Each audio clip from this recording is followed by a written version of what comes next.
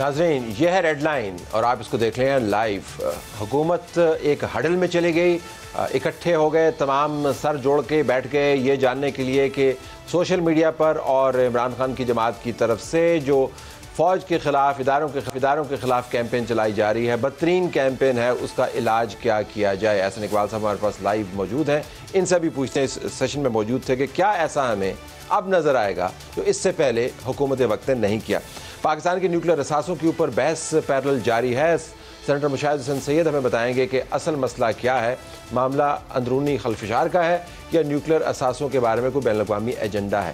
عمران خان نے آج ایک جھوٹی ویڈیو ٹویٹ کی، اس کے اوپر 77,000 کے قریب لوگوں نے جب 44 منٹ کے اندر ایکسیس کر لیا تو اس کو بغیر کسی وضاحت کے یا بغیر کسی توجیہ اور دفاع کے اس کو ڈیلیٹ کر دیا۔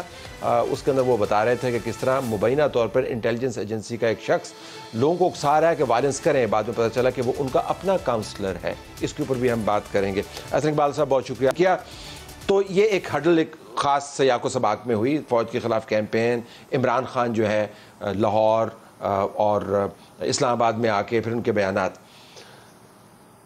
اب آپ کیا ایسا کریں گے جو آپ نے پہلے نہیں کیا؟ شکریہ طلعت صاحب۔ آج کولیشن پارٹنرز کا تمام جماعت کے لیڈرشپ کا اجلاس ہوا جس میں جو صورتحال ہے اس کا غور ہوا۔ دیکھیے عمران خان صاحب بدقسمتی ہے کہ وہ اب ایک پولیٹیکل پارٹی سے خود کو ناٹزی پارٹی میں تشکیل دے رہے ہیں، جس طرح ہٹلر کی ناٹزی پارٹی تھی جو موب کی پالیٹکس میں بلیو کرتی تھی، جتھوں کے ذریعے وہ اپنے مخالفین کو اور اس کے علاوہ جو ادارے تھے قومی ان کو ہراساں کرتی تھی۔ خان صاحب نے جو کچھ لاہور میں کیا ہے اور جو کچھ اسلام آباد میں وہ کر کے گئے ہیں، اس سے پی ٹی آئی کی حیت بدل گئی ہے۔ اب پی ٹی آئی ایک ڈیموکریٹک فورس نہیں رہی ہے بلکہ یہ ایک ملیٹنٹ آرگنائزیشن بن گئی ہے۔ ان دو واقعات کے بعد یہ آپ کو احساس ہوا یا پہلے سے احساس موجود تھا؟ دیکھیے پہلے سے یہ چیز ریکارڈ پہ تھی، ہم محسوس کر رہے تھے کہ ایک بڑی تیزی کے ساتھ اس کا کریکٹر بدلا جا رہا ہے اور اس میں ایک انتہا پسندی لائی جا رہی ہے۔ آپ اس کو سوشل میڈیا پہ تو دیکھتے ہی ہیں کہ جس قسم کی تربیت خان صاحب نے اپنے سپورٹرز کی ہے، ان میں کتنی انتہا پسندی ہے۔ آپ کسی پی ٹی آئی کے سپورٹر سے ڈائلاگ نہیں کر سکتے، مکالمہ نہیں کر سکتے، اور جو غلیظ ترین شاید گالیاں ہیں جو کبھی کسی نے سنی نہ ہو وہ آپ کو سوشل میڈیا پہ وہ تو دفاع کرتے ہیں، وہ کہتے ہیں سوشل میڈیا پہ کسی کا کوئی کنٹرول نہیں ہے، سپورٹر سے وہ کہتے ہیں اسمیل دا کافی، یہ ایک پبلک اوپینین ہے۔ پبلک اوپینین نہیں، لیکن ان کے اپنے جو جھنڈے کے ساتھ، ان کے نام کے ساتھ اکاؤنٹس ہوتے ہیں، ان سے جس قسم کے مغلظات آتے ہیں میرا خیال ہے کسی نہیں دیکھے۔ لیکن چلیے اس حد تک تو بیلنس آف کہتے ہیں بینیفٹ آف ڈاؤٹ آپ انہیں دے رہے تھے۔ لیکن اب جو کچھ انہوں نے لاہور میں کیا ہے کہ لاہور جو پاکستان کا ایک مرکز ہے، دل ہے، وہاں پر نو گو ایریا بنا دیا گیا ہے، ریٹ آف دا اسٹیٹ ختم کر دی گئی ہے، اور وہاں پر جو نہتی پولیس گئی، جس طرح اس پر پیٹرول بموں سے حملہ کیا گیا، جس طریقے سے ان کو زخمی کیا گیا، جس طریقے سے سرکاری جو املاک تھیں ان کو نقصان پہنچایا گیا، ایک تو پوری منظم دہشت گردی تھی وہ۔ اسی طرح اسلام آباد جب آئے تو انہوں نے جو یہاں پر آ کے دہشت گردی کی، جس طرح سے پولیس کے خلاف کارروائی کی جبکہ پولیس نہتی تھی۔ اب آپ مجھے یہ بتائیے کہ اگر کوئی انتہا پسند گروپ ملک کے کسی اور حصے میں کوئی کارروائی کرے، آپ اس کو تو آپریشن کریں اس کے خلاف، اور ان کے خلاف آپ آنکھیں بند کر دیں، اور پھر ان سارے ہتھ کنڈوں سے جو عدلیہ کو یہ مروب کر کے جس قسم کی کنسیشن، مجھے آپ بتائیں آج کے بعد تو میں سمجھتا ہوں کہ چیف جسٹس سپریم کورٹ کو ایک ہدایت نامہ جاری کرنا چاہیے تمام ہائی کورٹس کے ججز کے لیے اور متحد ججوں کے لیے کہ اگر کوئی فریق یا سائل صبح حاضر نہیں ہوتا تو آپ برائے مہربانی رات 8 بجے تک اس کی پیشی کا انتظار فرمائیے۔ ہو سکتا ہے کہ وکیل کہہ دے کہ جناب میرا جو سائل ہے وہ ابھی گھر سے روانہ ہوا ہے، اس کو بس نہیں ملی، اس کو ابھی ٹیکسی نہیں مل رہی، تو آپ جناب انتظار فرمائیے، وہ آج آ جائیں گے، آج ہی کی تاریخ میں آئیں گے۔ جوڈیشری پہ میں آتا ہوں، میرے پاس آپ کے بیانات بھی جوڈیشری کے بارے میں، مفلوج ہونے کا بھی آپ نے ذکر کیا، لیکن اس کو ریوائنڈ کریں۔ آپ نے کہا کہ آپ مجھے بتائیے، ریٹوریکلی آپ نے کہا، لیکن مجھے بھی ریٹوریکلی پوچھنے دیجیے، آپ مجھے بتائیے کہ آپ نے اس سہولت عمران خان کو مہیا کیوں کی؟ دیکھیے مرکز کے اندر، میں کیئر ٹیکر حکومت کی بات کروں، مرکز کے اندر آپ کو پتا تھا عمران خان آ رہے ہیں، لاہور کا واقعہ ہو چکا تھا، آپ نے پولیس کو وہ ہدایات کیوں جاری نہیں کی؟ مطلب کیا چیز روک رہی تھی؟ دیکھیں اس میں ایک حجاب اور جھجک یہی تھی کہ کسی قسم کا یہ تاثر نہ جائے کہ حکومت کسی اپنے مخالف جماعت کے خلاف انتقامی کارروائی کر رہی ہے، یا وہ یہ کہنے کا موقع ان کو نہ ملے کہ جی مجھے وہاں پر پیسفلی میں عدالت میں جانا چاہتا تھا، حکومت نے میرے خلاف کارروائی کی یا اشتعال پیدا کیا، تو جو میرا خیال ہے پولیس کو ہدایات تھیں وہ یہی تھیں کہ آپ نے مکمل ریسٹرینٹ کا مظاہرہ کرنا ہے اور کوئی ایسا پرووکیشن نہیں کرنی جس سے صورتحال لیکن پرووکیشن انہوں نے نہیں کی. میں صرف یہ گزارش کرنا چاہ رہا ہوں کہ جب آپ نے جس کو پنجابی کہتے ہیں جھاکا کھول دیتے ہیں، جب آپ جھاکا کھول دیتے ہیں اور مسلسل کھولے چلے جا رہے ہیں تو اس کے بعد پھر ریاست کی ریٹ کو انفورس کرنے والوں کو ہی دوش دینا چاہیے. جی دیکھیے وہ تو اب ریاست جو ہے نا، ریاست کو انتہا پسندی اور دہشت گردی سے نبٹنا آ گیا ہے، وہ تو نپٹا جا سکتا ہے، لیکن اب تک ہم سمجھتے تھے کہ پی ٹی آئی اور اس کی قیادت ایک پرامن جمہوری جماعت ہے، لیکن اب جو لاہور میں جس طرح کی وہاں پر انہوں نے رینکس اور فائل اور جس طرح کے جتھے وہاں پر جمع کیے ہوئے تھے، دے ور ویل ٹرینڈ پیپل کہ جو لا انفورسمنٹ ایجنسیز کے ساتھ لڑنے کی تربیت رکھتے تھے. 2014 سے یہ ہو رہا ہے حسن اقبال صاحب، آپ کی نظر سے کیا چیز پوشیدہ ہے؟ آپ نے سب خود وٹنس کیا ہوا ہے. 2014 کے اندر سپریم کورٹ کے سامنے کیا ہوا، پولیس والوں کو کیسے مار لگائی گئی، افسران کی دھنائی کی گئی، ڈپلومیٹس کو روکا گیا، سپریم کورٹ کی راہداریوں سے باہر چوکیداری والی جگہ کے اوپر کپڑے لٹکائے گئے، کیا کچھ نہیں ہوا. But I'm trying to say کہ کون سی چیز ہے جس نے آپ کو جگایا بالخصوص کہ اب یہ ہم نے کر. دیکھیے ان سارے واقعات میں جب آپ پی ٹی آئی والوں سے بات کرتے تھے نا تو وہ اس چیز سے اپنا اسکیپ لے لیتے تھے کہ جی ہم تو بڑے پرامن ہیں، ہمارے بچے مشتعل ہو گئے. طاہر القادری صاحب کے لوگ بڑے ملیٹنٹ تھے، وہ ملبہ سارا طاہر القادری صاحب پہ پھینکتے تھے کہ طاہر القادری صاحب کے جو فالوورز ہیں وہ ملیٹنٹ تھے، ہمارے بچے ان کو دیکھ کے وہ بھی شامل ہو جاتے تھے بلڈنگ کے اندر. جی جی بالکل گئے اور صدر علوی اس وقت نہیں تھے، ان کی ٹیلی فون کال موجود ہے. What I'm trying to say is کہ یہ نیا ٹریگر کیا ہے؟ دیکھیے نیا ٹریگر یہ ہے کہ جس انداز میں اب سنگولرلی انہوں نے سول پولیس کی لا انفورسمنٹ ایجنسیز کو چیلنج کیا ہے، اگر خدا نہ خواستہ اس رویے کو چیک نہیں کیا گیا تو یہ فتنہ بہت پھیل سکتا ہے. تو اس لیے اب یہ فیصلہ کیا گیا ہے کہ جو لوگ اس واقعے میں ملوث تھے ان کی مکمل تحقیقات ہوں گی اور اس کے بعد ان کو قرار واقعی سزا دی جائے گی. There will be zero tolerance for this kind of behaviour. ان کے خلاف تحقیقات ہوں گی، پہلے بھی ہوئیں، ان کو قرار واقعی سزا دی جائے گی، پہلے بھی کوشش کی گئی، عدالتیں بیچ میں کھڑی ہو جاتی ہیں. I'm trying to understand what is new other than the meeting. I think جو بہت کلیئر بات ہے اس میٹنگ کا وہ ریزالو ہے کہ پوری کولیشن کے اندر ایک مکمل اتحاد اور یگانگت تھی اس بات کے اوپر کہ we have to deal with this kind of politics with firm response. ہم نے اس میں کوئی ڈھیل مٹ نہیں کرنی چونکہ this is not about us, this is about the state. آپ دیکھیے جیسے آپ نے شروع میں بھی کہا کہ پاکستان از اے نیوکلیئر اسٹیٹ. پاکستان کی نیوکلیئر اسٹیٹ کو کوئی ایکسٹرنل خطرہ نہیں ہے، ہمارا دفاع الحمدللہ کوئی ہم سے چھیڑ چھاڑ نہیں کر سکتا.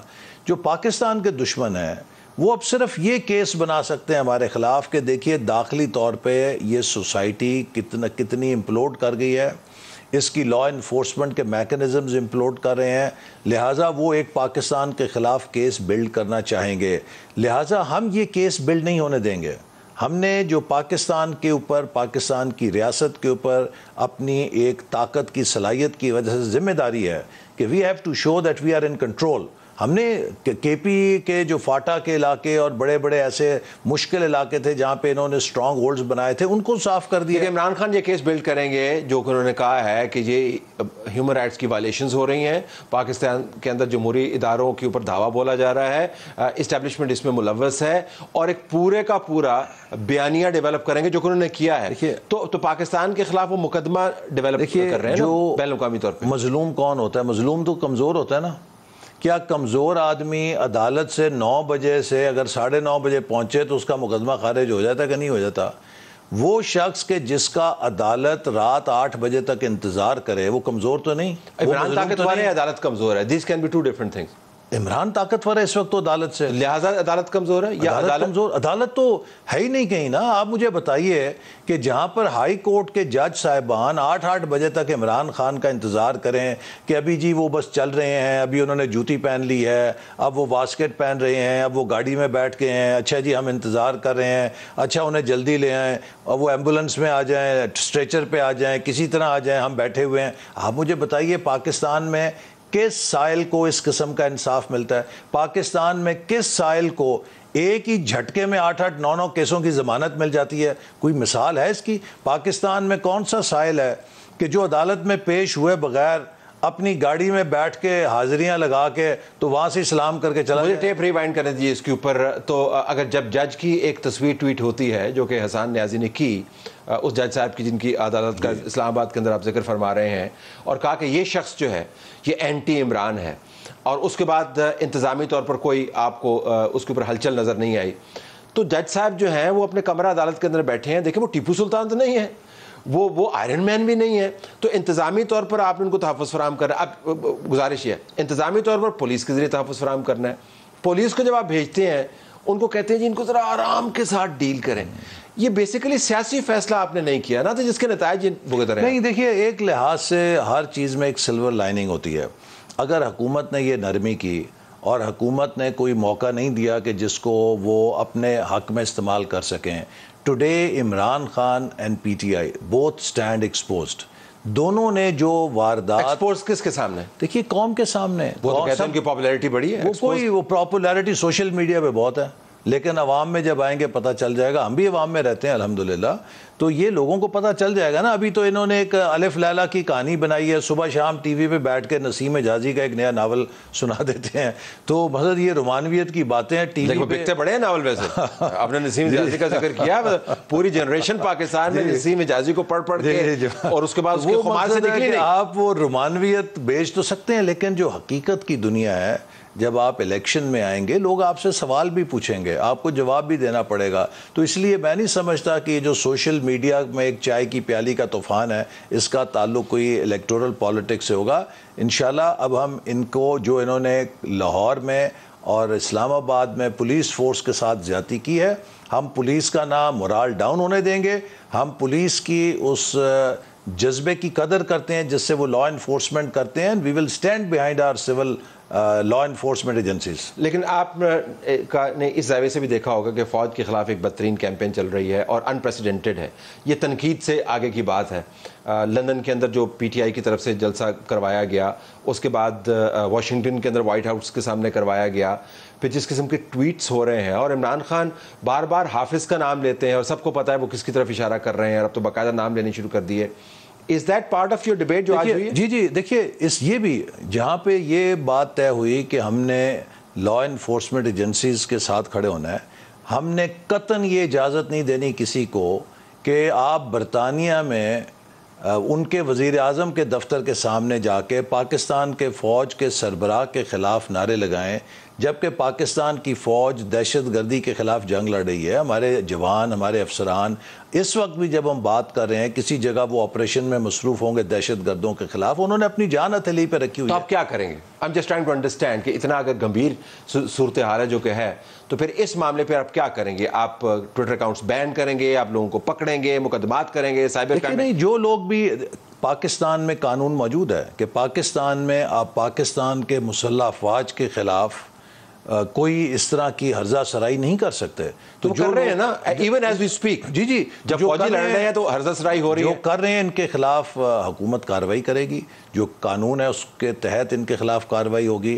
وی ول ناٹ. دیکھیے میں آپ کو پھر بتاؤں Talat, this is exactly part of the plan جو پاکستان کے دشمنوں نے رکھا ہے. جو ہائبرڈ وار ہے نا, اس میں کیا ہوتا ہے, ہائبرڈ وار میں آپ سوسائٹی کو انٹرنلی امپلوڈ کرنے کے لیے سٹیزن اور انسٹیٹیوشنز کے درمیان تعلق کو کاٹتے ہیں اور اس کے اندر ایک انارکی پیدا کرتے ہیں, اور اس انارکی سے جب آپ کا اور اداروں کے درمیان, شہری کا اور ادارے کے درمیان اعتماد ختم ہو جاتا ہے, رشتہ ختم ہو جاتا ہے. ٹوٹل عمران خان ان کی جماعت انارکسٹ ہے, تفریح پھیلانے والے انارکسٹ ہیں. یہ پاکستان کے اندر کیا آپ ان کو بین کر سکتے ہیں؟ یہ تو ڈیپینڈ کرتا ہے کہ اتنا اسٹرانگ اگر سیکیورٹی ہمارے جو ادارے ہیں وہ ایویڈنس دیں گے کہ ان ابھی جو آپ کو ایویڈنس ہے, it is not good enough. یہ دس از منسٹر آف انٹیریئرز جاب, وہ بتا سکتے ہیں. لیکن میں دیکھیے پرائم فیسائی تو میں سمجھتا ہوں کہ اس وقت they have cross the red line.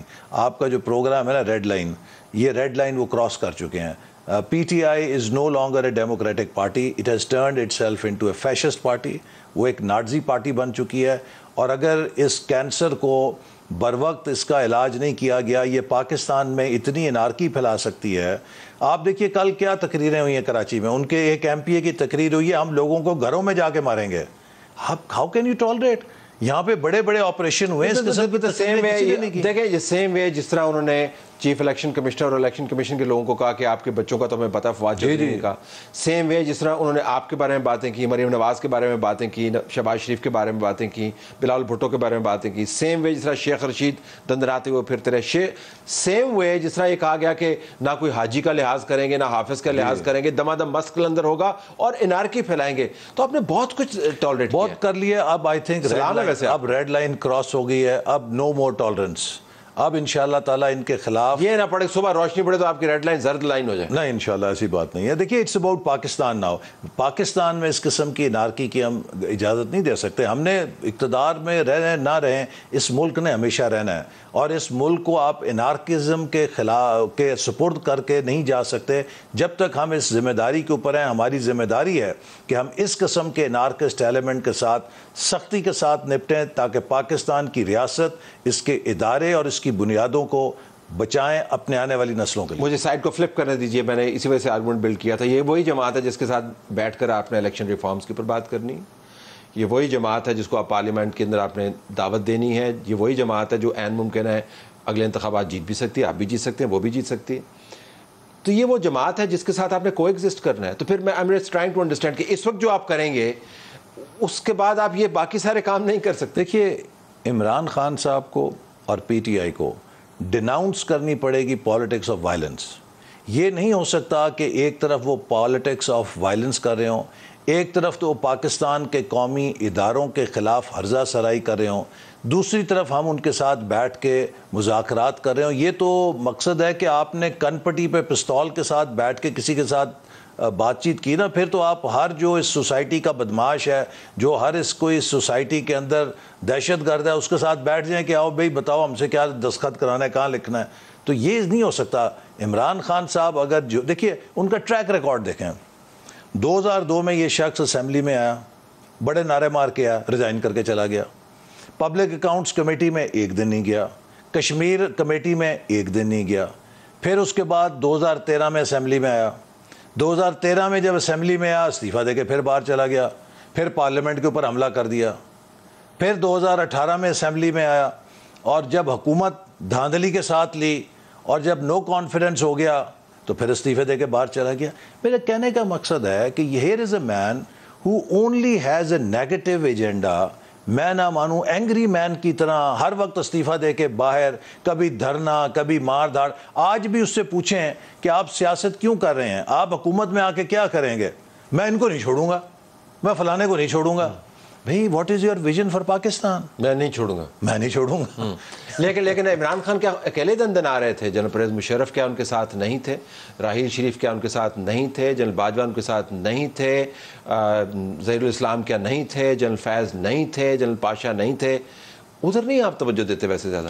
دیکھیے آئی وش کہ پاکستان میں وہ دن آئے، اور اسی لیے ہم کہتے ہیں کہ ٹروتھ اینڈ ریکنسیلیشن کمیشن بننا چاہیے. ادھر آپ نے ریکنسیلیشن کی طرف چلے گئے تاکہ اس کے بارے میں جو حقائق ہیں وہ بھی آئیں اور چیزوں کو منظر عام پہ کون جانے گا حقائق کو.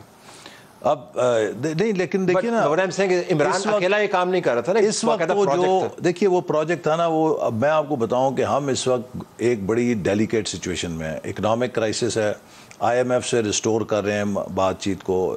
اسی طرح جو ملک کا سوشل کرائسس ہے وہ بڑا اس وقت پیچیدہ ہے. ہمیں اس وقت one thing at one time کر کے چلنا ہے، اور ہمیں کوئی یہ سوسائٹی کے اندر مزید خلفشار نہیں پیدا کرنا. تو میں سمجھتا ہوں کہ اس وقت جو بندہ انارکسٹ ہے اس کو آپ اس کی فیس ویلیو پہ لیں، اور کبھی انشاءاللہ پاکستان میں یہ وقت بھی آئے گا کہ ہمارے اداروں میں اتنی طاقت ہوگی کہ جس میں ثاقب نثار جیسے جج، جس میں آصف کھوسا جیسے جج، جس میں جنرل فیض جیسے جنرلز کہ جنہوں نے ماضی میں بھی جو ظہیر الاسلام اور دیگر لوگوں نے، جنرل پاشا ان لوگوں نے کیا، کسی دن they should also be held accountable. جی جو بھی اینی ون. اور میں آپ کو انٹرسٹنگلی بتاؤں کہ جنرل باجوہ کے ساتھ میری کبھی جب میں انٹیریئر منسٹر میں تھا 2 دفعہ at least I talk to him like this. میں کہا جی جب میٹنگز میں آپ کی میں بات سنتا ہوں نا، you are a breath of fresh air coming from GHQ. But when I look at the events happening under your command, I fear for your legacy. I said it twice to him. میں نے کہا you must look down below کہ what is happening under you. اور اگر آپ نے یہ چیزوں کی گرفت نہ لی, I fear for your legacy. ویسے کیا آپ کو کبھی احساس ہوتا ہے بالکل آخر میں کہ وہ تینوں جرنیل جنہوں نے ملک کے اندر کافی تباہی پھیلائی, general Musharraf, general Raheel Sharif, general Bajwa, تینوں آپ کے بڑے پسندیدہ تھے, آپ لوگوں نے اپوائنٹ کیے تھے. دیکھیے پاکستان میں نا فوج کے اندر ہر جنرل کو آپ یہ سمجھتے ہیں کہ شوڈ بی سیم مٹیریل, لیکن آپ نے کیوز جمپ کروائی تھی. لیکن یہ ہے کہ یہ ایک ہسٹری کا سبق ہے کہ جس کو آپ کیوں جمپ کرائیں گے اس کی جو ایک انٹرنل کمپلیکس ہے ٹورڈز انسٹیٹیوشن کہ آئی ہیو ٹو پروو کہ مائی لائلٹی از وتھ یو, تو وہ آپ کو کبھی بینیفٹ نہیں دے گا, ڈیمیج ہی کرے گا. تیسری مرتبہ آپ کو سمجھ آ گیا, تیسری مرتبہ ہم نے کہا کہ سینئر موسٹ کو لگانا چاہیے. نو مور جمپنگ دا کیو. بالکل 30 سیکنڈ میں جوڈیشری کے لیے کیا رول ہے, آپ دیکھتے کیا ہونا چاہیے ان حالات؟ دیکھیے I think judiciary has to define its own role. اس وقت بہت جوڈیشری پارٹیزن نظر آ رہی ہے. ہم سب جوڈیشری کے سامنے پیش ہوتے رہے ہیں, ہمارے مقدمے تو مہینوں ہفتوں پیشیاں آگے چلی جاتی تھیں, کبھی بینچ ٹوٹ جاتے تھے, کبھی جج صاحب باہر چلے گئے ہیں, چھٹیوں پہ چلے جاتے. دیکھیے یہاں تو 2-4 دن سے زیادہ ٹک ٹک ٹک ٹک ٹک ضمانت, وہ تو آن آرڈر ضمانت ملتی ہے ساروں کو. اور آپ یعنی کہ تصور نہیں کر سکتے. مجھے یاد آ رہا ہے کہ ایک دن مریم نواز صاحبہ کی عدالت میں انہوں نے شاید سلام کا جواب دے دیا تھا, تو سرزنش ہو گئی تھی. انہوں نے کہا تھا کہ ضمانت کینسل کر دیں گے. جی آپ کی ضمانت کینسل کر دیں گے, آداب کریے. یہاں پہ ایک شخص جو ہے عدالتوں کے دروازے توڑ دیتا ہے, عدالتوں پہ حملہ کرتا ہے, عدالت میں پیش نہیں ہوتا, اس کے لیے رحم ہی رحم. آپ نے سب کچھ کیا ہے, آپ نے ایک کام نہیں کیا, اس کے اوپر مجھے کلوز کرنا ہوگا. آپ نے 92 کا ورلڈ کپ نہیں جیتا. I have to leave it there. ناظرین, ہمارا پروگرام جاری. ناظرین, اس تمام معاملے میں پاکستان کا سب سے قیمتی اثاثہ دفاعی اعتبار سے پاکستان کے نیوکلیئر ویپنز کے بارے میں بھی سوالات اٹھے. رضا ربانی صاحب نے سینٹ کے اندر اسحاق ڈار صاحب کے بیان کے بعد یہ کہا کہ ہمیں بتایا جائے کہ کیا IMF کی طرف سے کوئی ایسی شرط رکھی گئی ہے, ہماری نیوز کو خطرہ ہے یا نہیں ہے. بیان اسحاق ڈار صاحب کا ایسے چلا کہ جیسے لگتا تھا کہ IMF نے کوئی شرط رکھ دی ہے کہ آپ لانگ رینج میزائل جو ہیں وہ نہ بنائیں فار انسٹنس, اور اس کے بعد ہم آپ کو پیسے دیں گے. کچھ انہوں نے وضاحتیں دیں, لیکن معاملہ ابھی بھی پبلک ڈومین میں تنازع کا شکار ہے. سینیٹر مشاہد حسین سید صاحب سے بہتر ان معاملات کو کوئی نہیں جانتا. ان سے ہم نے درخواست کی کہ ذرا ہمیں بتائیں تو صحیح کہ یہ معاملہ ہے کیا. مشاہد صاحب, آپ کا بہت شکریہ, آپ نے ہمیں جوائن کیا. یہ اسحاق ڈار صاحب کا بیان تھا کیا, پہلے یہ تو بتا دینا ہمیں. what was he saying? السلام علیکم طلعت صاحب اور آپ کے ویورز کو بڑا السلام علیکم. اور اس سے پہلے میں ذرا بالکل مختصر, بہت مبارک ہو آپ کو, ماشاءاللہ آپ سرخرو ہوئے ہیں. اور مجھے بڑا دکھ ہوا باقی قوم کی طرح کہ آج جو اعتراف کیا لوگوں نے کہ کس طرح آپ کو بین کیا گیا ماضی کی حکومت میں, تو بڑا دکھ ہوا کہ ہمارے ترجیحات کیا ہیں. نیوکلیئر پروگرام یا کشمیر کے بجائے یا ملک کو اکٹھا رکھنے کے بجائے ترجیحات یہ ہے کہ سید طلعت حسین کو بین کیا جائے اور ان کے رائٹنگز اور ان کی آواز کو ختم کیا جائے. تو مجھے دکھ ہوا, افسوس ہوا, اسی لیے ہم اس نہج پر پہنچے ہیں. افسوس کی بات ہے. بہرحال وہ تو علیحدہ بات ہے, لیکن جو آپ نے بات کیا اس کا میں اس دن موجود تھا سینٹ کے گولڈن جوبلی میں, اور اس میں لگا کہ یہ ذرا اسکرپٹ ہے کہ پہلے رضا ربانی صاحب نے بڑی زوردار تقریر کی کہ اور کہا کہ چاہتے ہیں ہم بتائیں کیا ہے IMF میں تاخیر کیوں ہو رہی ہے, کیا اس کا تعلق کوئی نیوکلیئر پروگرام سے تو نہیں ہے یا چین کے ساتھ تعلقات کے سے. پھر ڈار صاحب نے اپنی تقریر کر چکے تھے لیکن وہ پھر سے اٹھے, اور اس وقت طلعت صاحب کوئی 40 ممالک کے سفراء بھی ہال کے اندر ہمارے ساتھ بیٹھے ہوئے تھے, کیونکہ ان کو خصوصی دعوت دی گئی تھی جس میں آدھے مغربی ممالک کے تھے اور آدھے دوسرے تیسری دنیا کے ممالک کے تھے. اور ان کے سامنے پھر انہوں نے کہا یہ زوردار تقریر کی, اور جس میں آپ نے ذکر بھی کیا کہ کسی کا کوئی حق نہیں کہ پاکستان کی ترجیحات ہوں قومی سلامتی کی, کہ کتنے نیوکلیئر بامز ہیں ہمارے پاس یا کتنے رینج کے میزائلز ہیں. اور تو لگتا تھا کہ وہ ایک خاص پیغام دے رہے ہیں, خاص طور پہ بین الاقوامی برادری یا ویسٹ کو یا IMF کو, اور جو IMF کے پیچھے ہیں جو ان کی ڈوریں ہلاتے ہیں, جو اصل کنٹرول کرتے ہیں واشنگٹن ڈی سی میں, کہ جناب یہ ایشو جو ہے یہ ریڈ لائن ہے پاکستان کے لیے اور اس پر کمپرومائز نہیں ہو سکتا. تو یہ اس کا پس منظر تھا. اور اس کے بعد میں نے دیکھا کہ 5 मुख्तलिफ बयानात 5 दिनों में आए।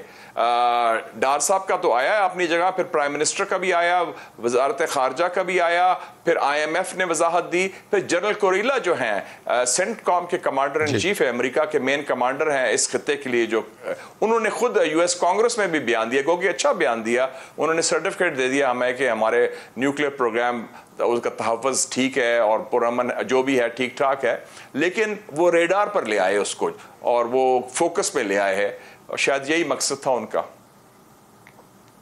अगर मुशाहिद साहब आपसे मैं पूछ पाऊँ तो इसहाक डार साहब को आपके ख्याल के मुताबिक ये बात रज़ा रब्बानी साहब की तकरीर के जवाब में करनी पड़ी, या जिस तरह आपने फरमाया कि वो पैगाम भी देना चाह रहे थे, तो सवाल ये कि अगर वो पैगाम देना चाह रहे थे तो उस पैगाम का सयाको सबाक क्यों होगा? देखें, रेडार पर तो आया, लेकिन रेडार पर आने के लिए सेनेट का फ्लोर जो है वो इस्तेमाल हुआ। तो मैं ये जानना चाह रहा हूँ कि हमें सुनने में गलती हुई या इसहाक डार साहब ने तफरीक नहीं की, IMF के मामलात को जोड़ने दिया अपनी बातचीत के अंदर और जोश खिताबत में न्यूक्लियर मामलात के साथ?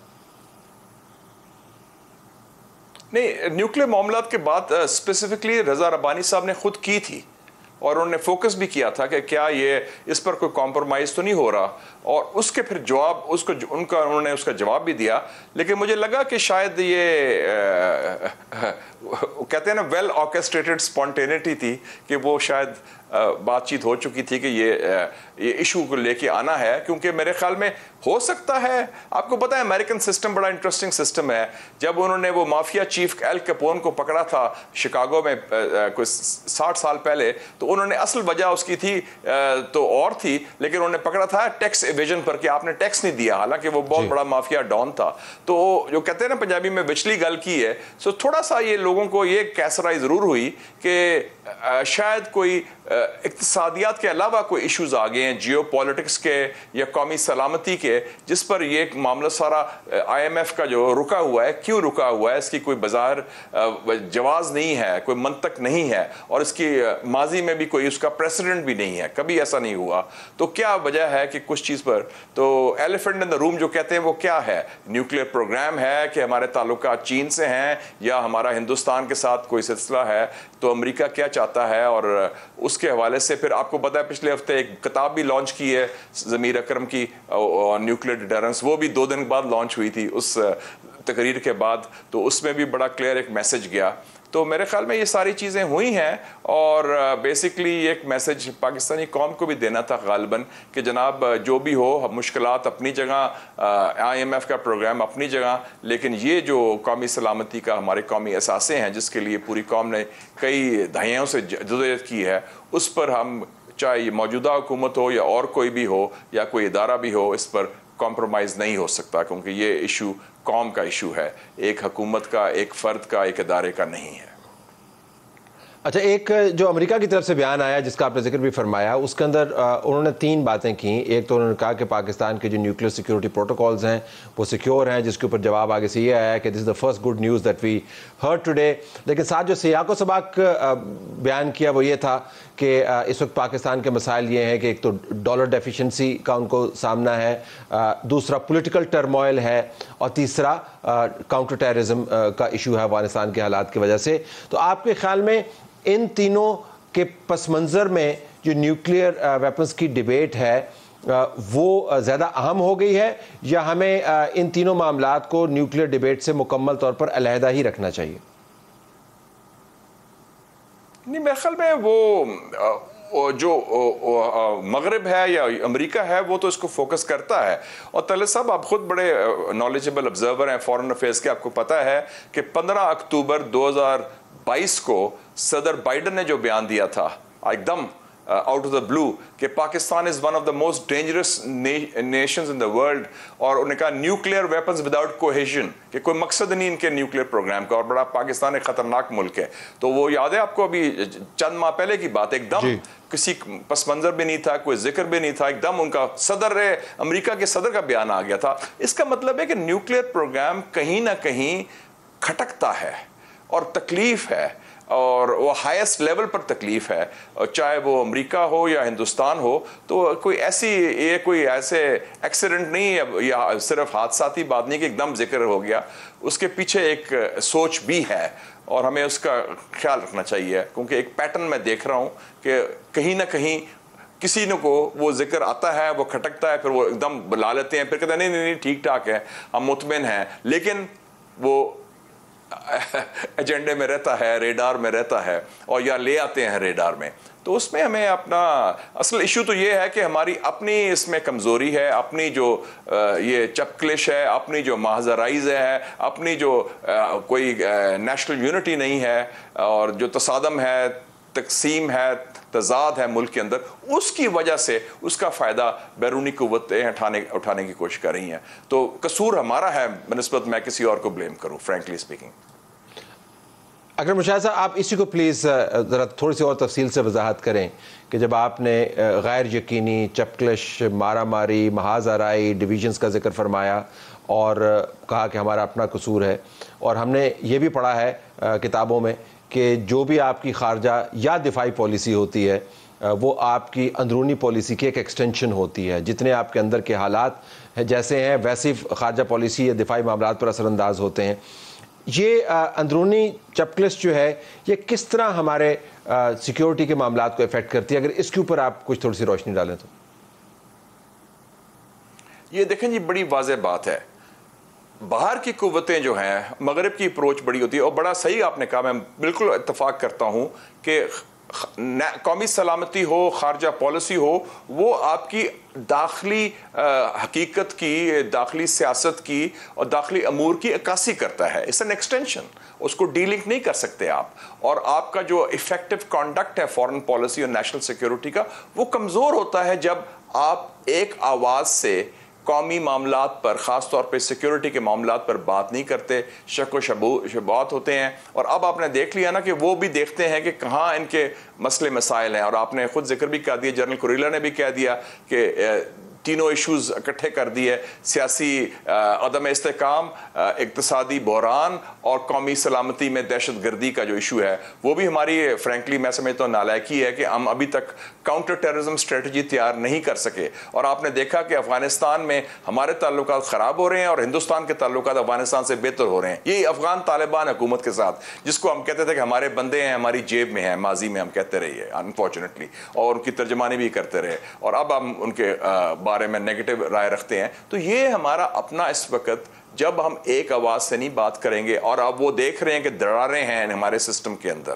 چاہے سیاسی قائدین ہو یا انسٹیٹیوشنل بھی ایک کلیش چل رہا ہے، دونوں چل رہے ہیں، سیاست بھی اور انسٹیٹیوشنل کلیش بھی. تو اس کا وہ پھر ظاہر ہے وہ دیکھیں گے یہ اوپننگ ہے، اور اس کو ہم اپنے حوالے سے ایکسپلائٹ بھی کریں اور کمزوری دیکھیں. اور پاکستان کا جو کور ایشو اس وقت ہے نیشنل سیکیورٹی کے حوالے سے، جو ہمارا نیوکلیئر پروگرام ہے، جو ہم نے بڑی محنت سے پچھلے 50 سال کی محنت سے ہمارے قوم نے اور نیشنل کنسنسس کے ساتھ اس کو بنایا، تو اس پر بھی وہ آوازیں اب اٹھنی شروع ہو گئی ہیں، یا اس کے بارے میں ذکر ہو رہا ہے، یا اس کے بارے میں کہیں نہ کہیں تو بات ہوئی ہے نا، اور کہیں نہ کہیں تو خدشات کا اظہار ہوا ہے یا تحفظات کا اظہار ہوا ہے. اس کو لنک بھی کر رہے ہیں اقتصادی بحران کے ساتھ، اور خاص طور پہ یہ جو ایشو ہے سیاسی عدم استحکام کا، کہ وہ کہتے ہیں جی پھر تو کون کنٹرول کرے گا، کیا ہوگا اس حوالے سے. تو میرے خیال میں اس وقت میں تو اپیل کروں گا پاکستان کی قومی قیادت ہو،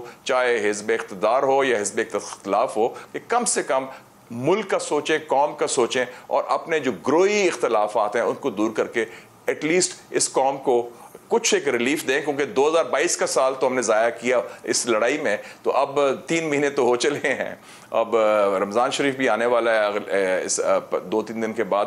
کم سے کم ایک پولیٹیکل سیز فائر ہو، رولز آف دا گیم بنے، اور تاکہ تیاری ہو کہ کس طرح انتخابات کرانے ہیں اور آئین کی بالادستی ہم نے قائم کرنی ہے، ورنہ تو یہ معاملہ ہمارے ہاتھ سے نکل جائے گا. بالکل آخر میں اگر میں کوئکلی آپ سے پوچھ پاؤں کہ نیشنل سیکیورٹی کمیٹی کا اجلاس اس معاملے پر بلانا چاہیے یا نہیں.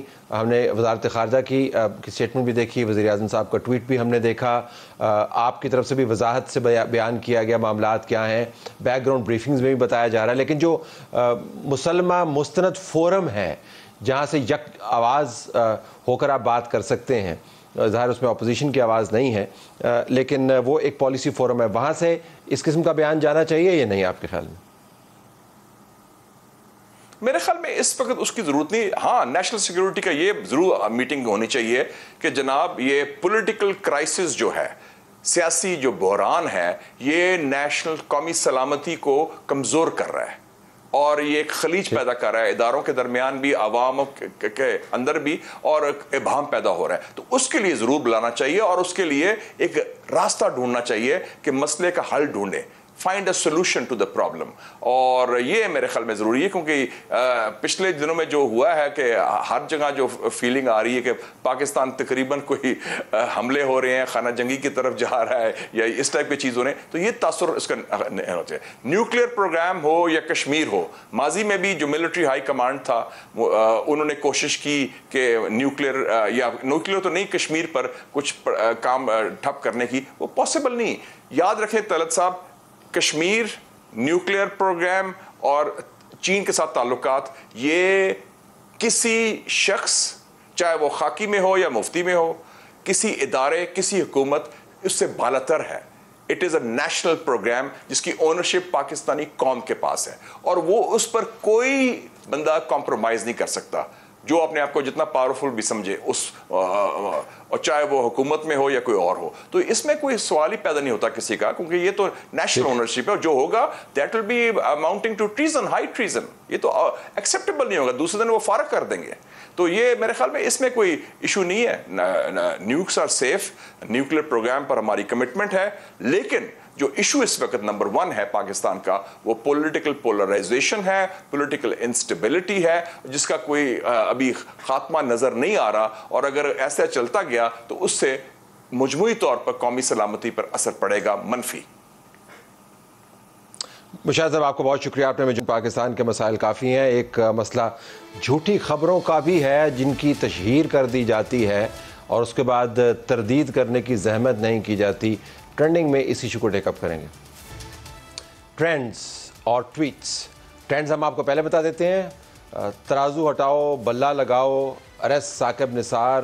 اب آپ کو مجھے یہ بتانے کی ضرورت نہیں کہ ٹرینڈ کون کون چلا رہا ہوگا, لیکن جو اس کے اوپر ٹھپے لگ رہے ہیں وہ بہت ہی آپ سمجھیں کہ پاکستان کے جو ڈویژن ہے اس کو ریفلیکٹ کرتے ہیں. زمان پاک under attack, hash tag.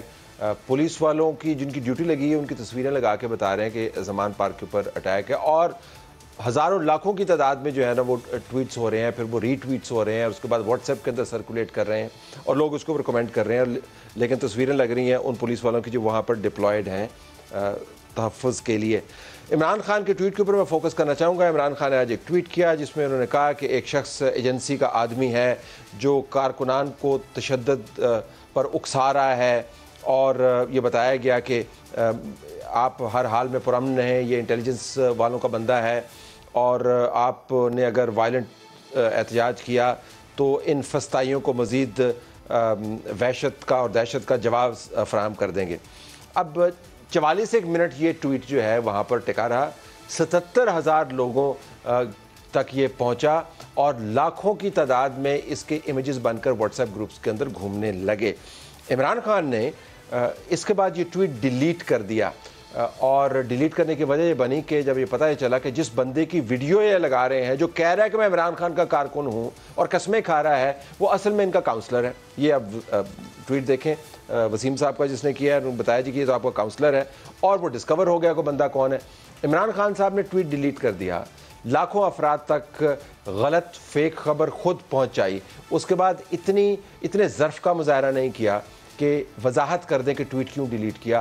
Tweet 2 وجوہات کی بنیاد پر ڈیلیٹ کیا جاتا ہے. جب آپ ڈر جاتے ہیں, کیونکہ عمران خان کہتے ہیں میں تو ڈرتا نہیں ہوں, اللہ کے علاوہ آپ کسی سے ڈرنا نہیں چاہیے. مسلمانوں کو بتا رہے ہوتے ہیں کہ اللہ کے علاوہ ڈرنا نہیں چاہیے, جن کے ایمان کا بنیادی جزء ہے.